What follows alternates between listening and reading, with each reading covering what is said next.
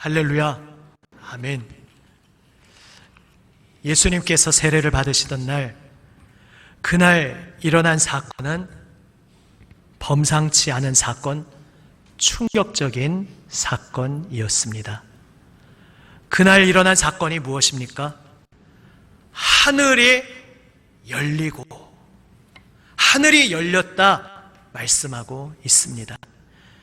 하늘이 열렸다라는 것은 구약 성경에서는 의외로 거의 사용되지 않았던 표현입니다.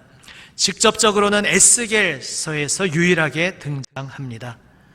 하늘이 열린다는 것은 좀 신기한 일이 생기는가 보다, 하나님이 뭔가 하시는가 보다, 그럴 때마다 반복되던 표현이 아니라는 것입니다.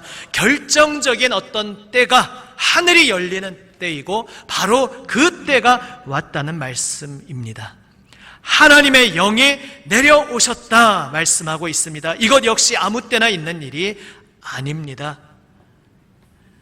구약시대를 마치고 신약시대를 맞이하기까지 그 중간시대 400년 동안 하나님께서 침묵하신 시간이었습니다. 그리고 그때에 하나님의 말씀을 먼저 받은 백성들은 무엇을 기다리고 있었습니까? 하나님의 영이 하늘을 가르고 이 땅에 임하시는 그 날을 기다리고 있었습니다. 그때는 하나님께서 새 일을 결정적으로 행하실 날이었습니다. 하나님의 영이 이 땅에 오시는 것을 왜 기다리게 되었는가? 이것은 성경 전체의 맥락과 관련이 있습니다. 창세기의 천지 창조 사건과 출애굽 후에 이스라엘의 성막, 또 그 후에 성전을 세우신 사건과 관련됩니다. 하나님께서 처음 온 세상을 창조하실 때에 하나님의 영이 수면 위를 운행하고 계셨다. 창세기 1장은 특별히 밝히고 있습니다. 하나님의 영이 물 위를 운행하고 계셨다는 것입니다. 그것을 다르게 이렇게 표현할 수 있습니다. 하나님의 영이 그 물 위에서 날개짓하고 계셨다.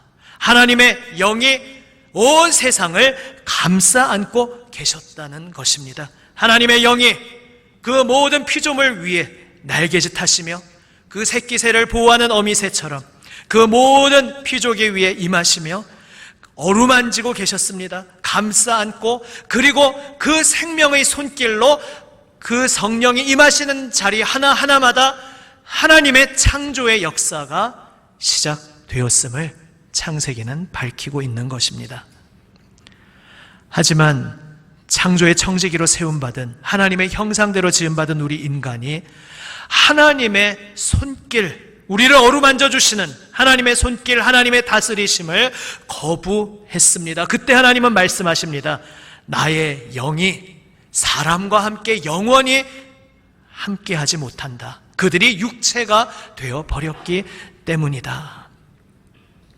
그러나 하나님께서는 이 세상을 포기하신 것이 아니었습니다. 아브라함을 부르십니다. 아브라함을 부르시고 하나님과 동행하는 삶을 그에게 경험하게 하십니다. 그것은 아브라함에게만 경험하게 하신 삶이 아니라 아브라함에게 경험하게 하시는 그 삶이 장차 온 세상을 가득 채우게 될 것을 미리 말씀하신 것이었습니다. 이제 장차 모든 육체에게 하나님께서 돌아오시고 아브라함과 동행하셨듯이 모든 한 사람 한 사람과 동행하여 주실 새 날, 새 세상을 이루시겠다 말씀하시고 그 하나님의 계획, 하나님의 의지를 바로 아브라함의 인생 가운데 보여주셨습니다. 그리고 이제 그 뜻을 이어가는 선발대로 아브라함의 자손, 바로 이스라엘 백성을 택하신 것입니다. 그리고 그들 가운데 성막, 또 그 후에 성전을 두셨습니다. 성전에 하나님의 영이 임재하셨습니다. 그것은 하나님의 영이 그 성전 안에만 계시다는 뜻이 아니라 교두보였습니다. 하나님의 영이 장차 이 땅에 돌아오셔서 온 땅에 충만하게 임하실 것을 선언하시면서 내가 그 일을 시작하겠다 하고 그 시작점으로 하나님의 영이 임재하신 곳이 바로 이스라엘 가운데 두신 성전이었습니다. 하나님께서는 특별히 아브라함의 자손들 가운데 다윗을 택하시고 다윗의 아들, 다윗의 자손을 통해 성전을 세우셨습니다. 하지만 이스라엘은 역시 또한 첫 인류 처음부터 그러했듯이 택함받은 백성임에도 불구하고 하나님의 다스리시는 어루만져 주시는 손길을 거부해 버렸습니다. 그리고 자기 욕심을 채워줄 가짜신 꼭두각시 신들을 택하고 우상을 섬겼습니다. 그때 하나님께서 말씀하십니다. 내가 이 성전을 떠날 것이다. 하나님께서 특별히 에스겔 선지자를 부르셔서 생생한 영상을 환상으로 보여주십니다. 죄악으로 더럽혀진 성전을 하나님의 영이 일어나셔서 어떻게 그 성전을 떠나는지 보여주십니다. 하나님의 영이 그 성전을 떠나고 성전은 이방인에게 짓밟히고 무너져 버리고 맙니다. 하지만 하나님께서 에스겔을 부르실 때 단지 성전이 무너지고 하나님의 영이 성전을 떠나신다는 그것만 말씀하시려고 부르신 것이 당연히 아니었습니다. 장차 하나님께서 새 일을 행하실 바로 그 하나님의 미래, 하나님의 비전을 에스겔에게 보여주십니다. 이전과 비교가 되지 않는 영광스러운 새 성전을 세우시고 그 성전으로 하나님의 영이 다시 돌아오시는 환상을 또한 보여주십니다. 하나님의 영이 영광스러운 새 성전에 돌아오시는 그 날은 옛 세상이 사라지고 새 하늘과 새 땅, 새 창조의 세계가 열리는 날이 된다고 하셨습니다. 그래서 하나님께서 유독 에스겔에게 자신을 나타내실 때 하늘이 열리는 것을 보여주신 것입니다.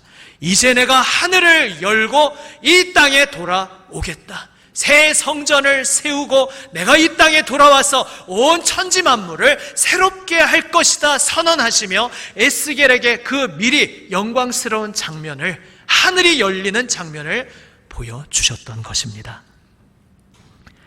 장차 하늘이 열리고 하나님의 영이 다시 아브라함의 자손에게 돌아오시고 다윗의 자손을 다시금 새롭게 세우셔서 그를 통해 새 성전을 세우실 비전을 구약 성경을 통해 약속하셨습니다. 결국 구약 성경은 새 시대, 신약의 시대를 약속하시는 예고, 약속으로 충만하게 채워지는 바로 그 말씀인데 그 구약의 약속이 바로 이것이었습니다. 내가 아브라함의 자손을 다시 세우겠다. 다윗의 자손을 다시 세워서 새 성전을 세우겠다. 그리고 나의 영이, 하나님의 영이 그 새 성전에 돌아올 것이다, 임할 것이다 약속하셨습니다. 그리고 그 성전에서부터 생명수가 흘러나와서 온 세상을 생명으로 충만하게 회복하시겠다고 하나님께서는 약속하셨습니다. 이 세상에 유일한 희망은 오직 하나님의 영이 돌아오는 것입니다. 우리 삶의 희망도 오직 하나님의 영이 임하시는 것입니다. 오늘 아까 장로님도 기도하셨지만 지금 특별히 이제 광복 기념일을 앞두고 있습니다. 이 나라, 이 민족이 정치적으로 해방을 이뤘지만 이 나라, 이 민족, 그리고 온 세상이 진정한 해방, 진정한 자유를 얻을 수 있는 자리는 어디입니까? 바로 하나님의 영이 임하시는 그 자리에 자유가 있으며 하나님의 영이 임하시는 그 자리에 새 창조의 회복, 생명의 역사가 있다는 것을, 바로 우리의 나 자신조차, 나 하나조차, 내 인생조차 내 힘으로 새롭게 할 수 없는 우리의 인생 가운데 우리를 긍휼히 여기시며 임하셔서 우리의 마음을 새롭게 하시고 우리의 인생을 새롭게 하시고 온 세상, 온 천지를 새롭게 하시는, 자유케 하시는 하나님께서 다시 오시겠다, 하나님의 영을 보내어 주시겠다 약속하신 그 약속이 바로 우리의 소망임을 믿으시기를 바랍니다. 아멘. 그런데 그 약속이 이미 우리에게 이루어졌다. 바로 이것이 마태복음 3장의 이야기입니다. 한 사람이 세례의 자리에 서 있습니다. 예수님이 세례 받으신다는 좀 더 광범위한 전반적인 이야기는 이제 이 본문을 2주에 걸쳐서 할 것이기에 다음 주에 좀 나눌 것입니다. 원래는 그것을 먼저 하고 오늘 내용을 다음 주에 하려고 했는데 우리 청년부 수련회와 또 맞추기 위해서 순서를 바꾸어서 오늘 이 주제를 먼저 나누고 있는데 또 바꾸기를 흐름도 잘했다 생각이 또 듭니다. 지금 예수님이라는 한 분이 세례를 받는 그 자리, 세례 받으시고 올라오실 때에 하늘이 열리고 하나님의 영이 내려오셔서 바로 예수라는 한 인물, 그 사람 위에 임하셨습니다. 드디어 하나님이 구약에서 그토록 약속하신 그 모든 약속이 성취되는 순간이었습니다. 다윗의 자손, 아브라함의 자손, 새 이스라엘이신 예수님이 이 땅에 서셨고 이제 다윗의 자손이신 그분을 통해 새로운 성전이 이 땅에 세워지는데 바로 예수님 자신이 새로운 성전이셨습니다. 새로운 성전이신 예수님이 이 땅에 서시고 하나님의 영이 새 성전이신 예수님 위에 임하십니다. 그리고 이제 예수님을 통해 하늘이 열리고 하나님의 영이 내려오셔서 이제 예수님을 통해 하나님의 영이 온 세상을 새롭게 하신다는 그 하나님의 새 세계의 신호탄이 바로 오늘 예수님 세례 받으시는 이 자리에서 우리 모두에게 선포된 것입니다. 우리는 예수님을 믿고 있습니다. 그리고 예수님의 이름으로 세례를 받았습니다. 예수님의 이름으로 세례를 받았다는 의미가 무엇입니까? 바로 오늘 세례 받으시며 하나님의 영이 그 위에 임하신 그 예수님과 연결되고 예수님의 몸이 되고 예수님과 하나가 되어서 이제 하나님의 영이시며 또한 예수님의 영이신 그 성령님을 예수님 안에서 우리가 함께 받게 되었다는 것입니다. 만물을 새롭게 하시는 하나님의 영이 먼저 예수님께 임하시고 그 예수님을 통해서 하나님의 영이 예수님 몸이 된 예수님과 하나 된 우리 모두에게 임하셔서 우리의 마음을 새롭게 하시고 그 하나님의 영이 우리의 삶을 새롭게 하신다는 이 놀라운 소식이 바로 복음인 것입니다. 믿으시기를 바랍니다. 아멘. 예수님께 임하신 하나님의 영이 예수님 안에서 우리에게도 임하셔서 오늘 아브라함과 동행하여 주셨던 것처럼 하나님께서 우리의 친구가 되어주시고 우리와 동행하시며 하나님과 함께 살아가는 놀라운 새로운 삶을 우리로 하여금 경험케 하십니다. 사랑하는 여러분, 주님의 사랑받는 여러분, 우리가 지금 서 있는 자리는 어디입니까? 구약에서 하나님께서 약속하신 그 모든 약속이 성취된 자리, 지금도 생생하게 성취되는 것을 체험하는 그 자리에 우리가 지금 서 있다는 것을 마음 깊이 새기며 기억하시기를 바랍니다. 아멘. 예수님께서 핏값으로 이루신 영광의 시대에 서 있습니다. 우리가 신약시대를 살고 있다 말합니다. 이 신약시대라는 말이 얼마나 가슴 떨리는 말인지 모릅니다. 구약에서 약속하신 모든 하나님의 약속이 예수 그리스도 안에서 이루어지며 예수 그리스도 안에서 하나님의 영이 온 세상을 가득 채우시는 그 하나님의 구원의 현장, 하나님의 해방과 자유의 역사, 하나님의 생명의 손길을 바로 내 눈앞에서 생생하게 지켜보며 내 마음, 내 삶을 새롭게 거듭나게 하시고 새롭게 치유하시는 그 하나님의 손길을 바로 우리가 경험하는 그 자리에 들어와 있다는 것을 믿으시기를 바랍니다. 예수님께서 세례 받으시던 그날 하나님의 영이 날개짓하며 임하셨습니다.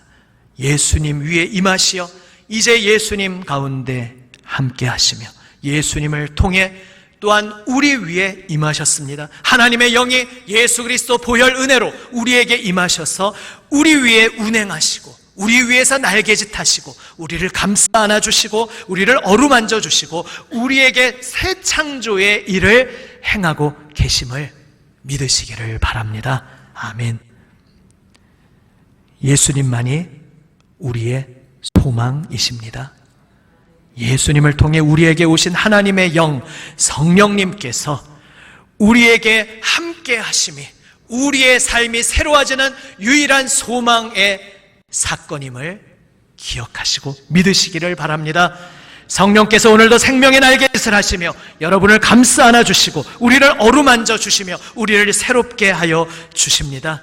이 주님께 우리의 눈을 고정시키고 우리 가운데 얼마나 놀라운 일을 행하실지 기대하며 하나님께서 인도하시는 그 손길 안에서 하나님의 생명의 역사, 그 놀라운 발걸음을 함께 걸어가는 저와 여러분 우리 모두가 되시기를 우리 주님의 이름으로 축원합니다. 아멘.